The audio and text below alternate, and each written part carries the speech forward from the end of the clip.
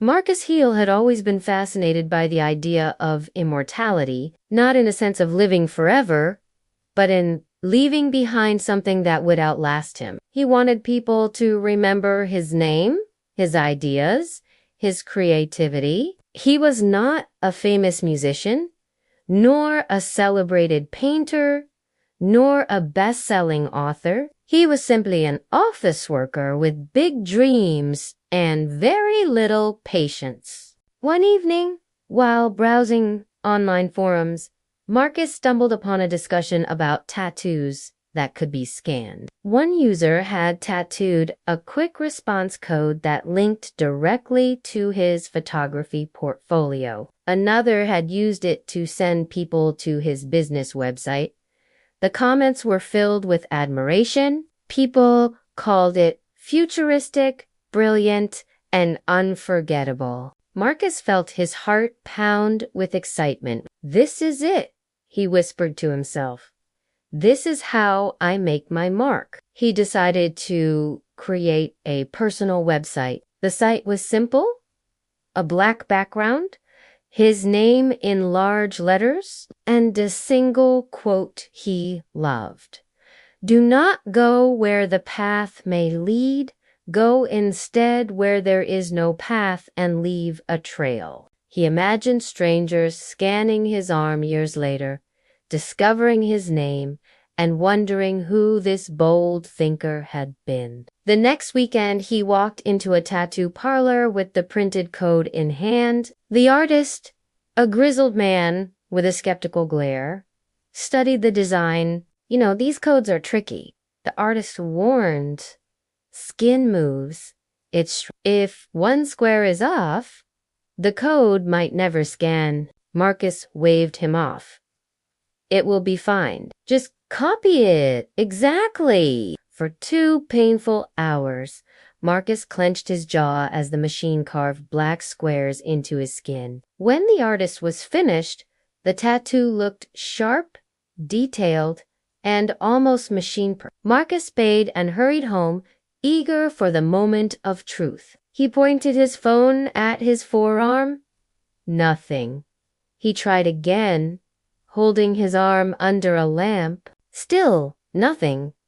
He downloaded another application. The message appeared: "Invalid code."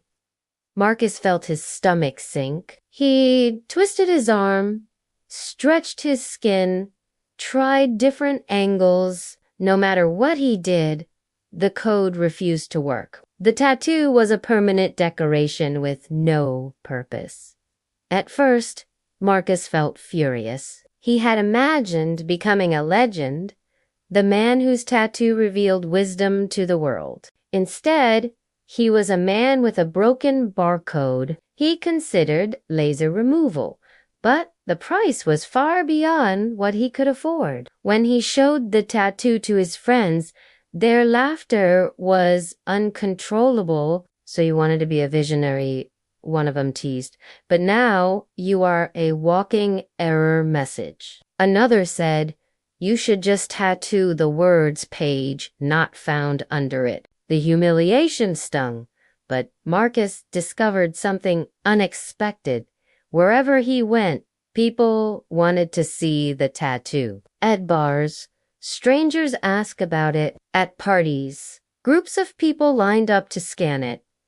Every failed attempt ended in laughter. Marcus realized that without trying, he had become the center of attention. One evening, while attending a small gathering, a woman scanned his arm and shook her head at the error message. Instead of laughing, she said softly, "That is actually kind of profound. A code that leads nowhere. It is like life itself. Sometimes you search for meaning and find nothing, but in that emptiness, you still find a story." Marcus stared at her, surprised. No one had ever called his mistake profound before.